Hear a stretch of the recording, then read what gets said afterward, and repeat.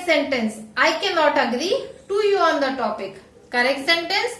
I cannot agree with you on the topic. Incorrect sentence. He is afraid from the thief. Correct sentence. He is afraid of the thief. Incorrect sentence. I congratulate you for your success. Correct sentence. I congratulate you on your success.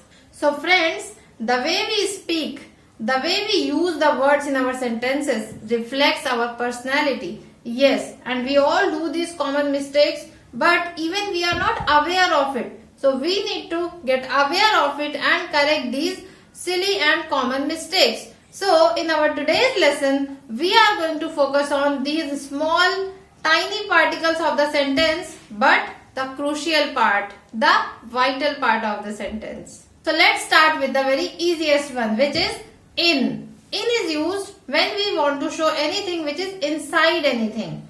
For example, she is in the washroom. He is looking in the mirror. Next is at.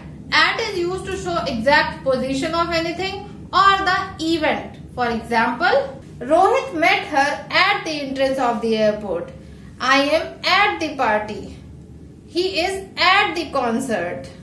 On. On is used to show the attachment, left and right position. For example, the book is on the table. The painting is on the wall.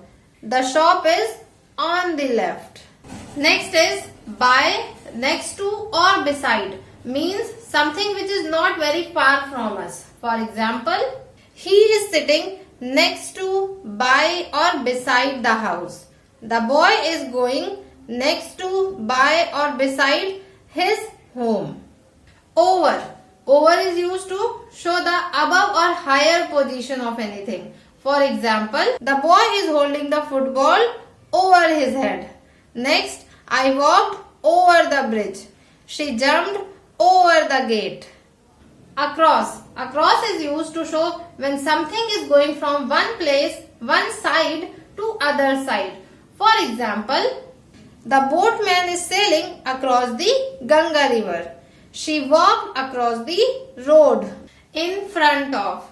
So when somebody is standing in front of anything or anything is kept in front of anything, so we will use in front of. For example, she is standing in front of mirror.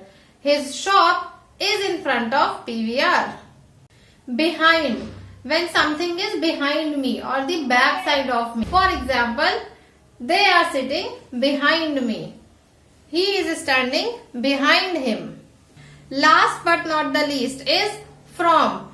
From is used to show the place where someone or something starts.